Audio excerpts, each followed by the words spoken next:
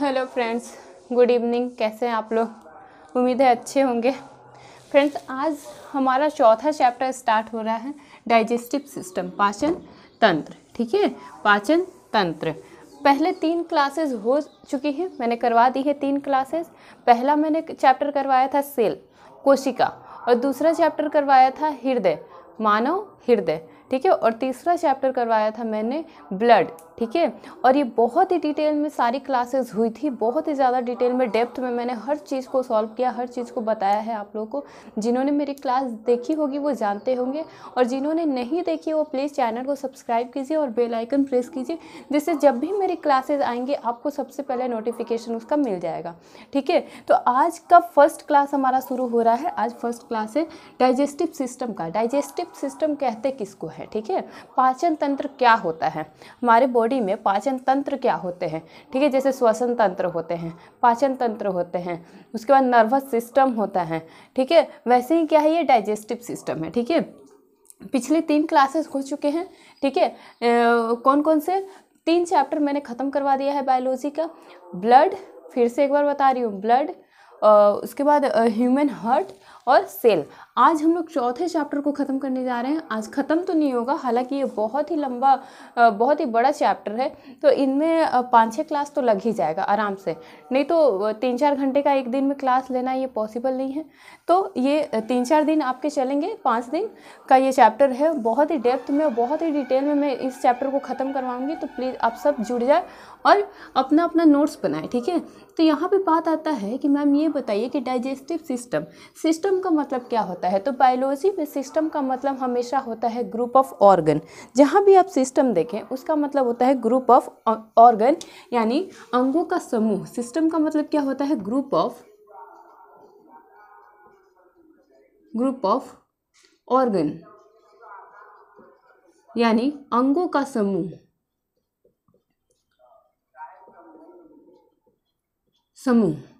ठीक है, किस प्रकार के अंगों का समूह? आपने तो बता दिया कि ग्रुप ऑफ ऑर्गन, किस प्रकार के अंगों का समूह? तो वो ऑर्गन्स जो डाइजेशन में हेल्प करते हैं, वो ऑर्गन या अंग जो क्या करता है? डाइजेशन में हेल्प करता है।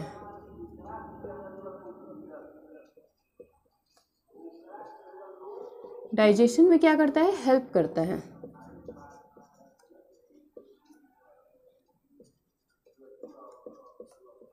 वो सारे ऑर्गन जो डाइजेशन में भाग लेते हैं, हमारे भोजन को पचाने में पार्टिसिपेट करते हैं, हिस्सा लेते हैं, उन ऑर्गन्स को क्या कहते हैं? हम क्या कहते हैं? Digestive system. Digestive system. ठीक है, क्या कहते हैं? Digestive system. ठीक है, आगे चले। देखिए, अब एक छोटा सा पहले परिभाषा लिखेंगे, उसके बाद हम समझाएंगे। ठीक है, तो पहले एक छोटा सा परिभाषा पाचन का अगर हम जानने का कोशिश करें, तो पाचन का मतलब होता क्या है? पाचन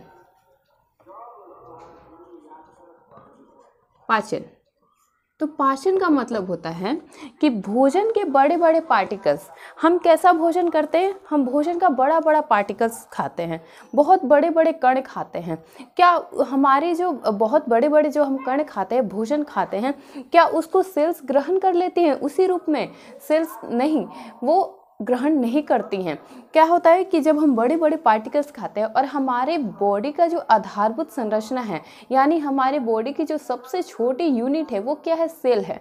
मैंने कोशिका वाले चैप्टर में बहुत ही डिटेल में बताया है कि जो सबसे पहले सबसे छोटी जो आधारभूत संरचना है वो क्या है? सेल है।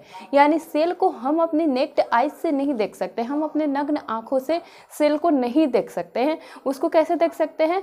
कैसे देखते हैं? माइक्रोस्कोप में। तो जिन चीज़ों को माइक्रोस्कोप से देख रहे हैं, हम अपनी आंखों से भी देख नहीं पा रहे, वो कितनी छोटी होगी।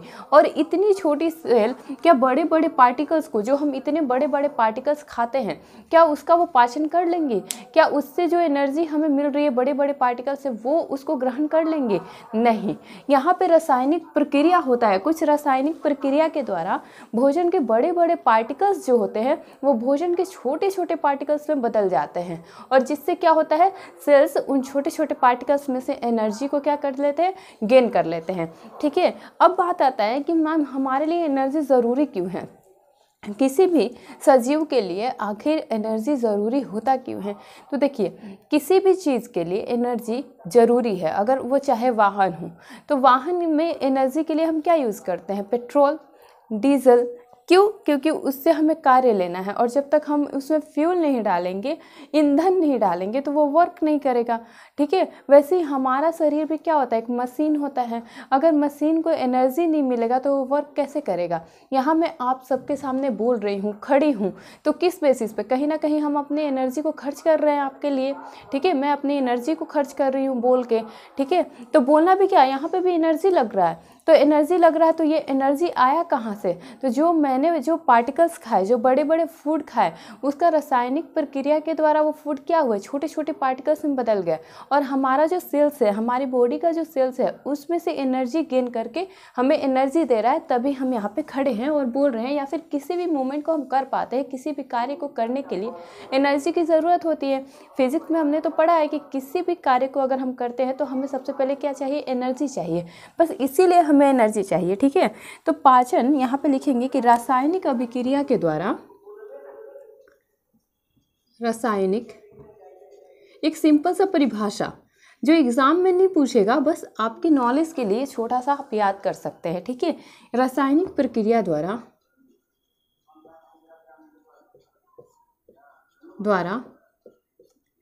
भोजन का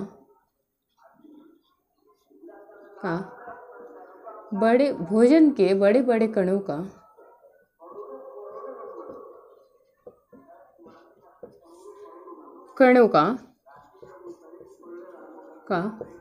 छोटे छोटे कणों में टूटना ही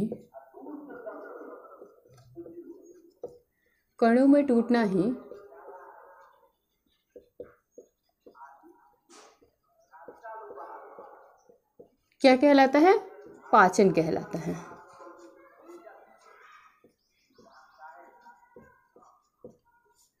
ठीक है, पाचन कहलाता है। क्या लिखे? रासायनिक प्रक्रिया द्वारा भोजन के बड़े बड़े कणों का भोजन के छोटे छोटे कणों में टूटना ही, बड़े बड़े कणों का छोटे छोटे कणों में टूटना ही क्या कहलाता है? पाचन कहलाता है। ठीक है, ठीक है, लिखेंगे इंग्लिश में अगर लिखना चाहेंगे तो लिखेंगे ब्रेकडाउन ऑफ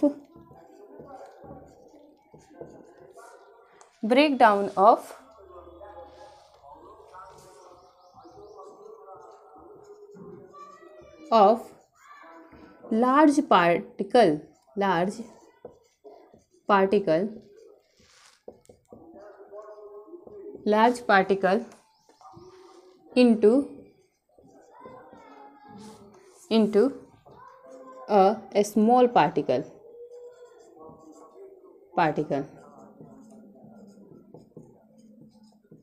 ठीक है, भोजन के बड़े बड़े पार्टिकल का भोजन के छोटे छोटे पार्टिकल में टूटना ही क्या कहलाता है? पाचन कहलाता है। ठीक है, पाचन कहलाता है। जल्दी से नोट कीजिए, आगे चलते हैं। चलिए, मैंने कहा कि रासायनिक प्रक्रिया के द्वारा कुछ ना कुछ रासायनिक प्रक्रिया होता है, तभी जो भोजन के बड़े बड़े पार्टिकल्स होते हैं वो छोटे छोटे पार्टिकल्स में टूट जाते हैं। छोटे छोटे पार्टिकल्स में क्या होते हैं? टूटते हैं। यानी ये रासायनिक प्रक्रिया करता कौन है? रासायनिक प्रक्रिया कर कौन रहा है? आखिर ये रिएक्शन कौन कर रहा है? ठीक है, केमिकल रिएक्शन जो ये हो रहा है, ये कौन कर रहा है? तो ये करता है एंजाइम। कौन करता है? एंजाइम। हम लिख सकते हैं कि फूड का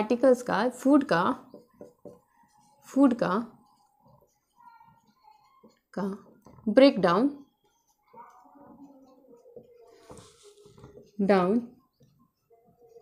एंजाइम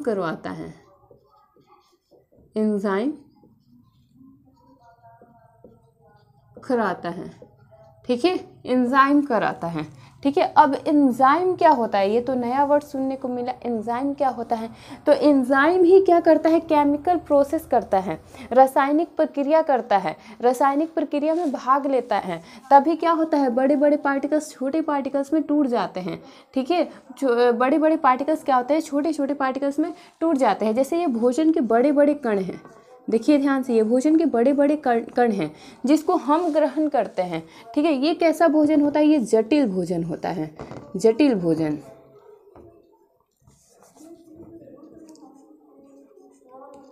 जटिल भोजन। फिर क्या होगा, केमिकल रिएक्शन होगा, रासायनिक प्रक्रिया होगा, तो ये खाना क्या होगा, ऐसे छोटे छोटे पार्टिकल्स में चेंज हो जाएगा। देखिए छोटे छोटे पार्टिकल्स में क्या हो जाएगा, चेंज हो जाएगा। इसको क्या कहते हैं, सरल भोजन।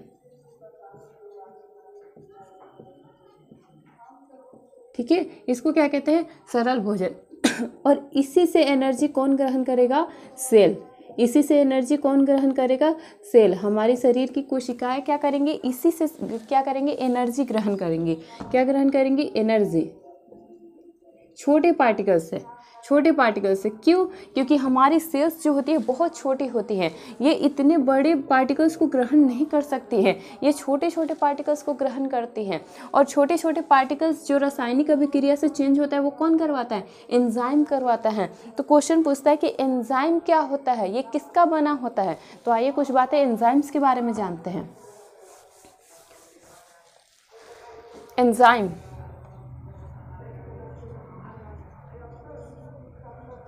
एंजाइम, एंजाइम क्या होता है, देखिए एंजाइम जो होता है ये 99.9% प्रोटीन का बना होता है। ये 99.9% प्रोटीन का बना होता है।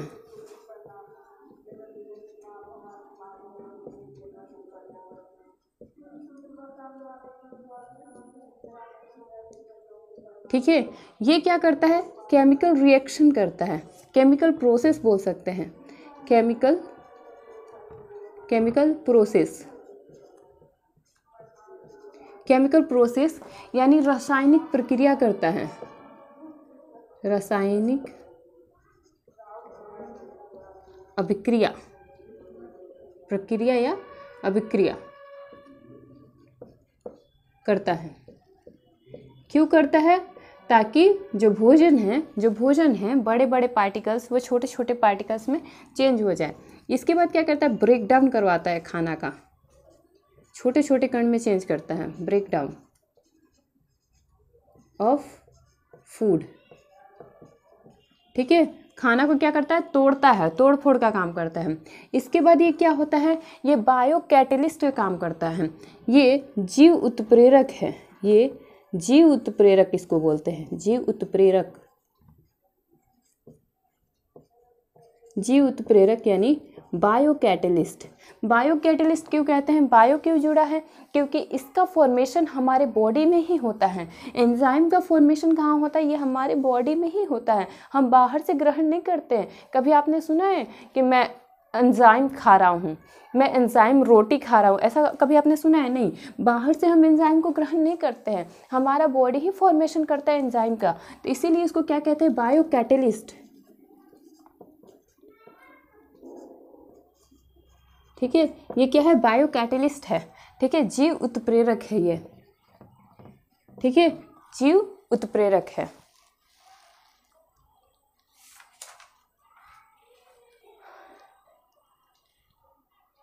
ठीक है, ये क्या करता है, ये जब भोजन रासायनिक परिवर्तन के द्वारा जब छोटे पार्टिकल्स में चेंज होता है तो ये क्या करता है, रेट ऑफ रिएक्शन को क्या करता है, तेज करता है।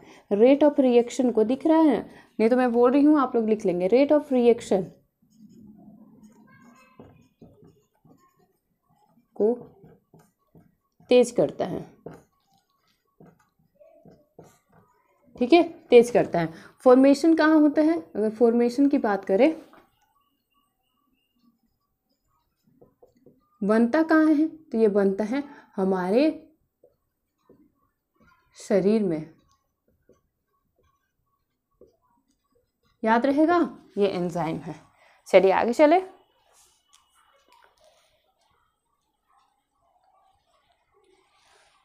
देखिए, अब एक बात जानिए कि हम दुनिया की कोई भी चीज़ खा लें, हम कोई भी चीज़ अगर खा लेते हैं तो उससे हमें 3 पोषक तत्व मिलता है, सिर्फ 3 चीज़ें मिलती है उससे हमें।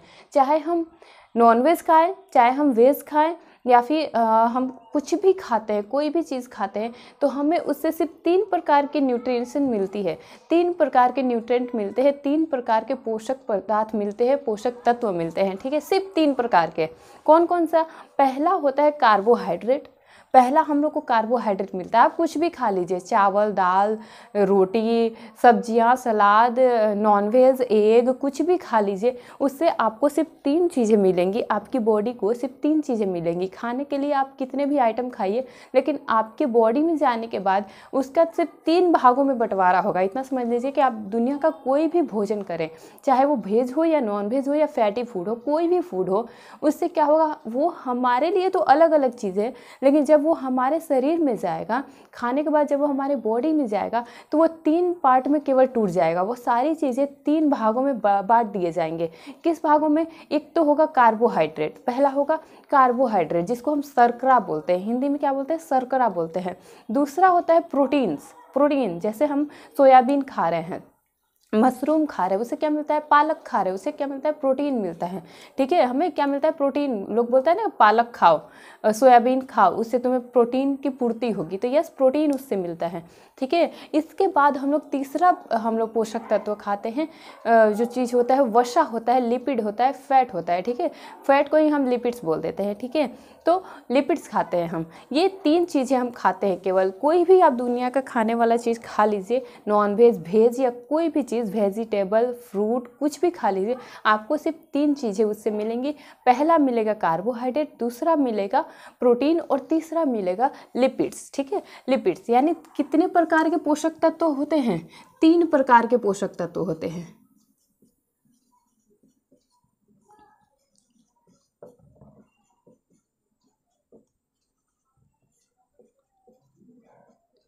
तीन प्रकार के पोषक तत्व होते हैं। चाहे हम कुछ भी खा लें, चाहे वो वेज खाएं, नॉन वेज खाएं, वेजिटेबल खाएं, ये फ्रूट खाएं, जूस पिए, कुछ भी खा लें, हमें सिर्फ 3 चीज़ें हमारी बॉडी को उससे मिलेंगी। पहला हमें मिलेगा कार्बोहाइड्रेट, ध्यान से देखिएगा, कार्बोहाइड्रेट, कार्बोहाइड्रेट। ठीक है, हिंदी में इसको बोलते हैं हम शर्करा। ठीक है, दूसरा हमें मिलता है प्रोटीन, प्रोटीन जिसे हम प्रोटीन ही बोलते हैं। ठीक है, और तीसरा हम खाते हैं जिसको हम बोलते हैं फैट, या अगर थोड़ा और स्टाइल में बोले इसको तो हम बोल सकते हैं लिपिड्स, लिपिड्स।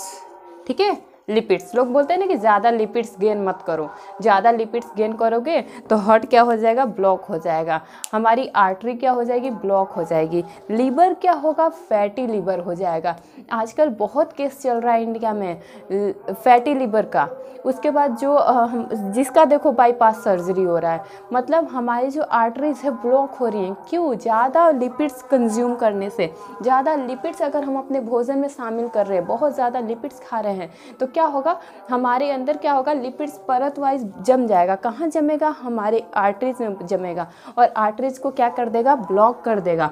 और ट्राइकस्पिड में जमता है, बाइकस्पिड में जमता है। ये ट्राइकस्पिड, बाइकस्पिड और आर्टरी, ये सारी चीज़ें मैंने अपने हार्ट वाले चैप्टर में पढ़ा दिया है। जिन्होंने भी नहीं पढ़ा वो जाके पढ़े। ठीक है, तो इसीलिए कहते हैं कि ज़्यादा लिपिड्स को गेन नहीं करना चाहिए, हमारी बॉडी के लिए अच्छा नहीं है। ठीक है, पहला हम खाते हैं प्रोटीन, दूसरा खाते हैं लिपिड्स, और तीसरा खाते हैं लिपिड्स और दूसरा प्रोटीन।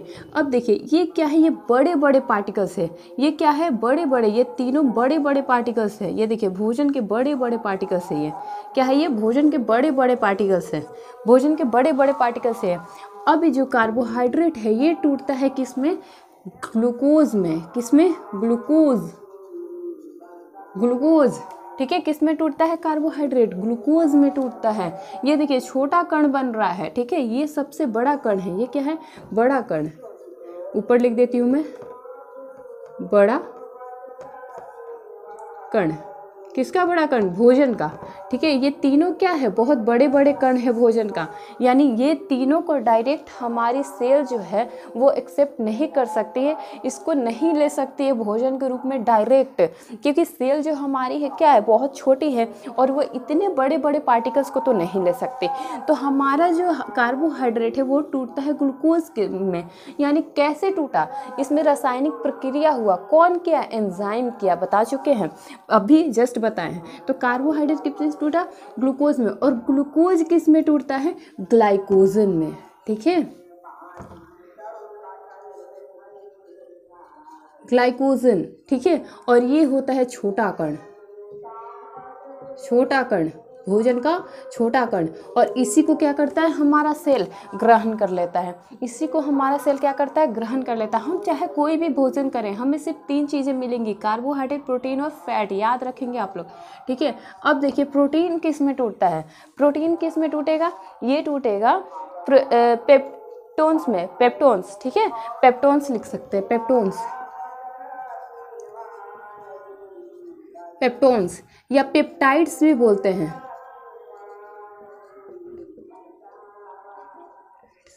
पेप्टाइड्स, ठीक है, पेप्टोन या पेप्टाइड्स।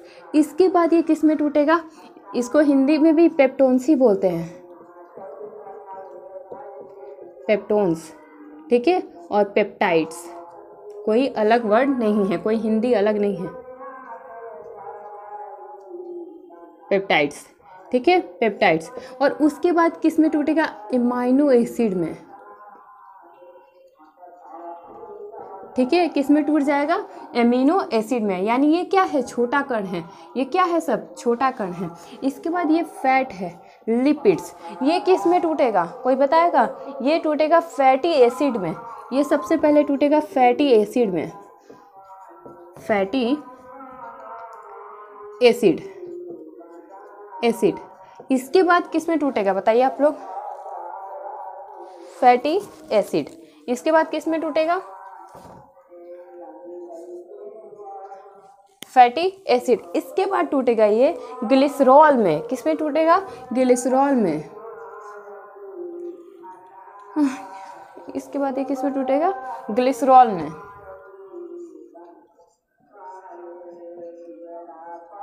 ठीक है, किस में टूटेगा, ग्लिसरॉल में। ये देखिए ये बड़े पार्टिकल्स है और ये क्या है, छोटा पार्टिकल्स है, ग्लाइकोजन, एमाइनो एसिड और ग्लिसरॉल, ये क्या है, भोजन के छोटे छोटे पार्टिकल्स है। यानी जब हम फैट खाते हैं, हम लिपिड्स खाते हैं, लिपिड्स यानी बहुत ही ऑयली खाना खा रहे हैं, वो लिपिड्स खा रहे हैं, तो लिपिड्स क्या, वो जो ऑयली खाना है वो डायरेक्ट हमारा सेल ग्रहण कर लेगा, नहीं, डायरेक्ट हमारा सेल ग्रहण नहीं करेगा, वो टूटेगा फैटी एसिड में, और फैटी एसिड के बाद वो टूटेगा किस में, ग्लिसरॉल में। और ग्लिसरॉल से एनर्जी कौन गेन करेगा, हमारा जो सेल्स है वो।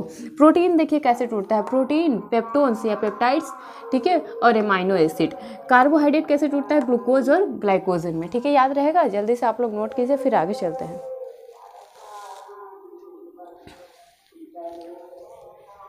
देखिए एक क्वेश्चन हम लिखते हैं, क्वेश्चन लिख रही हूँ मैं, और ये पूछा हुआ है एग्जाम में, क्वेश्चन आया हुआ है, ये बताइएगा इसका आंसर। क्वेश्चन है, एक ग्लास वाटर से, एक ग्लास वाटर से हमें कितनी कैलोरी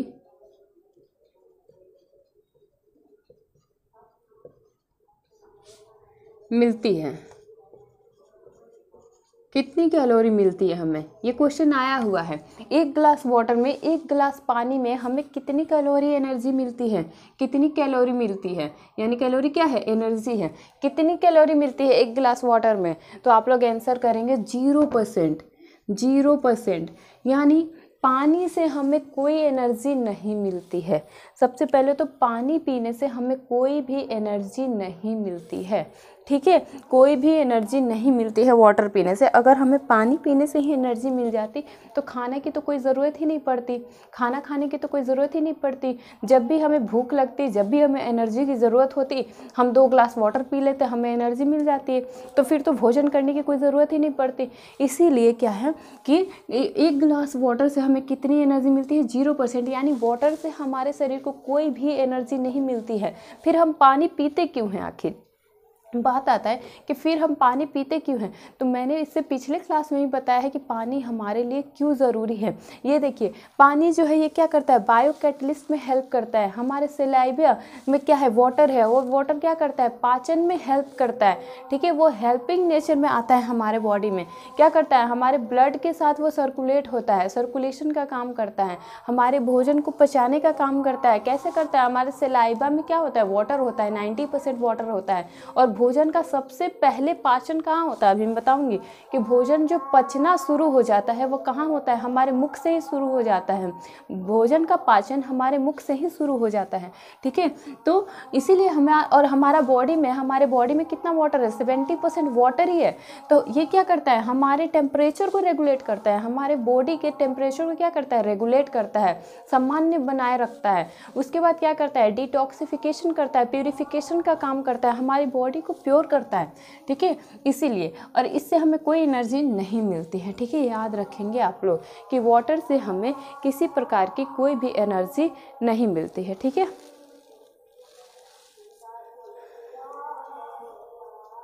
उसके बाद लिखेंगे कि वाटर का जो है, पानी का पाचन नहीं होता। लिखेंगे पानी का पाचन नहीं होता। ठीक है, भोजन का पाचन नहीं होता। अब सवाल आता है कि पानी का पाचन क्यों नहीं होता है। हमारी बॉडी में पाचन जरूरी है, जब पाचन होता है तो पानी का क्यों नहीं होता है।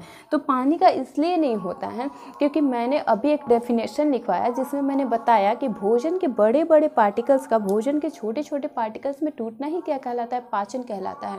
और जो वाटर होता है, वाटर का तो जो पार्टिकल्स है, जो कण होते हैं, वो पहले से ही काफ़ी छोटे छोटे होते हैं।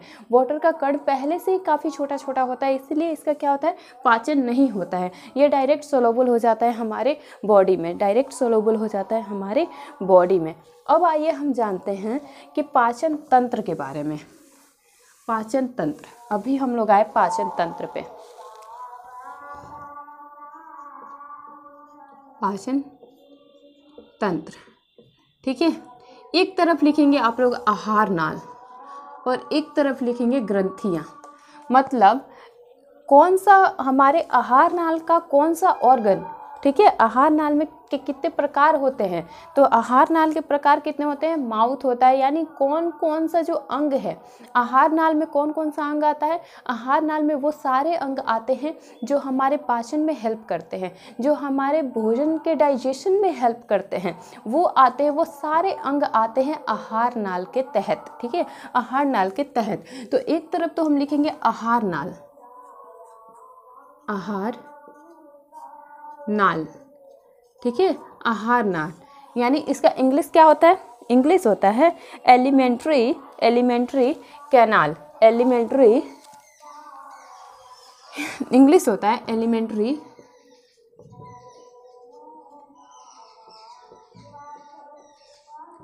कैनाल, एलिमेंट्री कैनाल, याद रहेगा, एलिमेंट्री कैनाल कहते हैं। ठीक है, और एक तरफ क्या लिखेंगे, एक तरफ हम लिखेंगे digestive gland, digestive glands, digestive glands.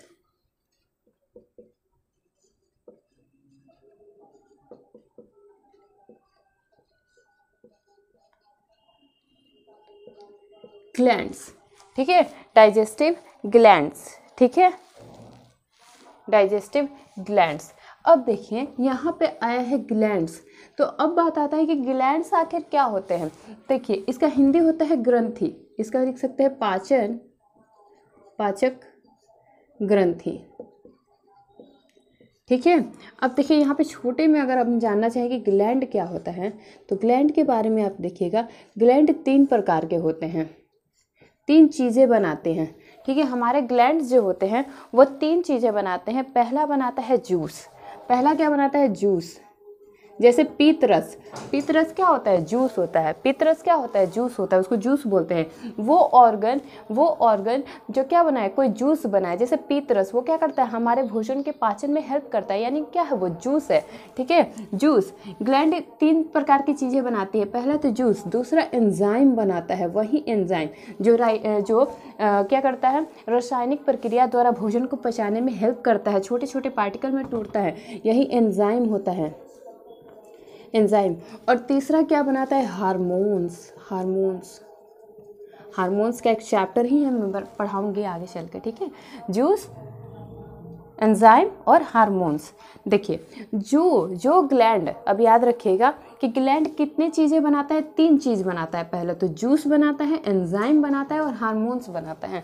Juice बनाता है, एंजाइम बनाता है और हार्मोन्स बनाता है, ठीक है, ठीक है। अब याद रखिएगा कि जो ग्लैंड एंजाइम और जूस दोनों बनाए, जो ग्लैंड एंजाइम और जूस दोनों बना रही है, उसको हम कहते हैं एक्सोक्राइन ग्लैंड।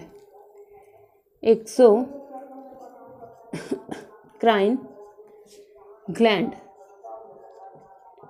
ठीक है, एक्सोक्राइन ग्लैंड। यानी यहाँ पे लिख सकते हैं कि जो जूस प्लस एंजाइम बनाए,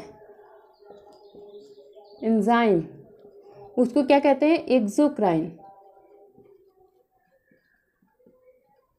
एक्सोक्राइन ग्लैंड, ठीक है। और जो हार्मोन्स बनाए, हार्मोन्स, ठीक है, जो हार्मोन्स बनाए उसको क्या कहते हैं? हम उसको कहते हैं एंडोक्राइन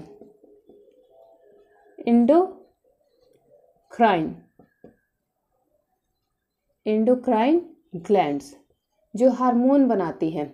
और जो तीनों बनाए, जो तीनों बना रही है, तीनों यानी कि जूस, विजुअल है, एक बार देख लो,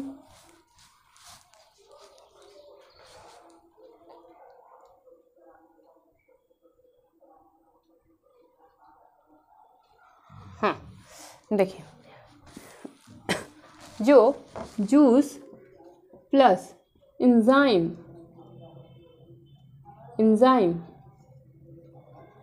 प्लस हार्मोन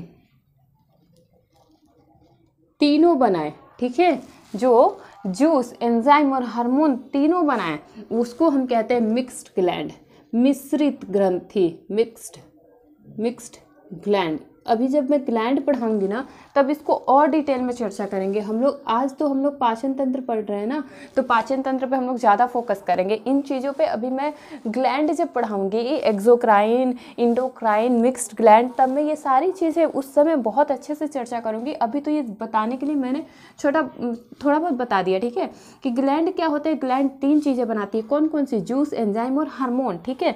जो जूस और एंजाइम बनाता है वो क्या होता है? एक्सोक्राइन होता है। जो हार्मोन्स बनाते हैं वो इंडोक्राइन होते हैं। जो juice plus enzyme plus hormone बनाते हैं वो मिक्स्ड ग्लैंड होते हैं। और हमारे पूरे बॉडी में एक ही मिक्स्ड ग्लैंड है, वो कौन सा होता है? हमारा पेनक्रियाज, हमारा अग्नाशय, ठीक है। समझ में आया? ग्रंथि क्या होता है, समझ में आया होगा, ठीक है। तो क्या है, एक तरफ है आहार नाल, और आहार नाल के कौन कौन से अंग होते हैं जो पार्टिसिपेट करते हैं डाइजेशन में, और जो भी अंग है उनमें कौन सी ग्रंथियां हैं जो पाचक रस बना रही हैं, ठीक है। जैसे हमारा जो वोकल कैविटी है, आहार नाल में क्या आएगा? वोकल कैविटी, मुंह आएगा। उसके बाद ईसोफेगस जो आहार नाल है वो आएगा। उसके बाद अमाशय आएगा, छोटी आंत आएगा, बड़ी आंत आएगा, ठीक है। यानी कि ये चारों पांचों चीज़ें क्या होती हैं? डाइजेशन करवाती हैं हमारी बॉडी में। यानी कि हमारे मुख में कौन सा डाइजेस्टिव पाचक ग्रंथि है? तो कौन सा है? सलाइवरी। सलाइवरी क्या करता है? लार बनाता है। और लार क्या करता है? हमारे भोजन में घुल जाता है, और हमारे भोजन में घुल के क्या करता है? पाचन करवाता है, ठीक है।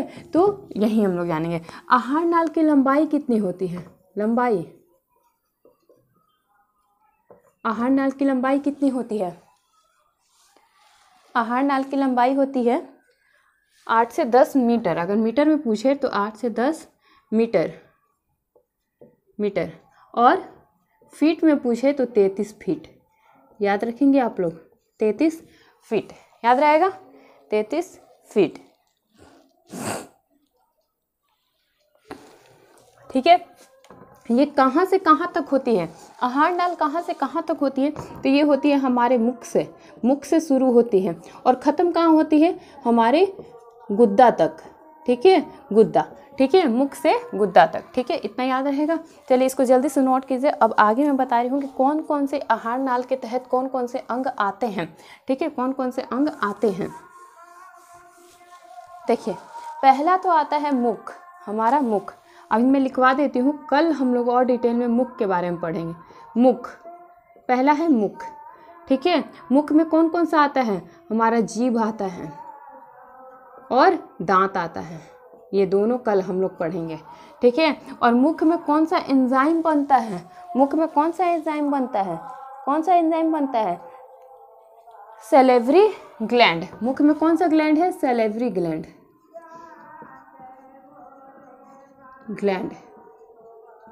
ठीक है, ये पहला हुआ। दूसरा क्या होता है, दूसरा है ईसोफेगस, जो नली है, ग्रास नली, जिसको हम लोग कहते हैं ईसोफेगस, ग्रास नली। अभी मैं लिखती हूँ, कल इसको फिर से हम लोग बनाएंगे, ग्रास नली, ठीक है, टाइम ज़्यादा हो रहा है। ग्रास नली, ग्रास नली में क्या होता है, कोई भी पाचक ग्रंथि नहीं पाया जाता है। इसके बाद तीसरा में आता है अमाशय।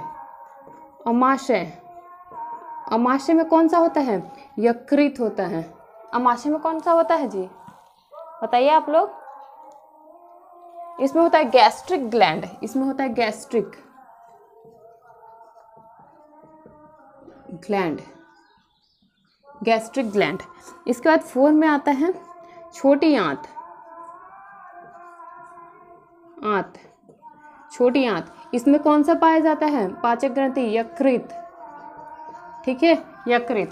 और इसके बाद क्या आता है, 5वें नंबर पे आता है बड़ी आंत, बड़ी आंत, ठीक है, बड़ी आंत, याद रहेगा, बड़ी आंत। और इसमें कोई ये नहीं होता, ठीक है, कोई भी डाइजेस्टिव ग्लैंड नहीं होता है। यानी आज हम लोग इतना देख लिए। अब कल ये मैं कल से फिर से ये टेबल बनाऊंगी एक बार, ठीक है। आज तो जल्दी से बना दिया क्योंकि टाइम बहुत ज़्यादा हो रहा है, ठीक है। तो कल ये टेबल बताऊंगी। उसके बाद मुख में जीभ और दांत, ये हम लोग पढ़ेंगे। तीत का जो डेंटल फार्मूला है वो क्या है, टोंग में कहाँ कहाँ कौन सा स्वाद आता है, ठीक है। इसके बाद तीत, कितने प्रकार के दांत होते हैं, ये पढ़ेंगे हम लोग। उसके बाद ग्रास नली, अमाशय, छोटी आंत और बड़ी आंत, ये सभी पढ़ लेंगे तो हमारा पाचन तंत्र पूरा हो जाएगा, ठीक है। तो आप सभी को अगर मेरा मेहनत पसंद आ रहा है तो प्लीज़ चैनल को सब्सक्राइब कीजिए। Okay bye.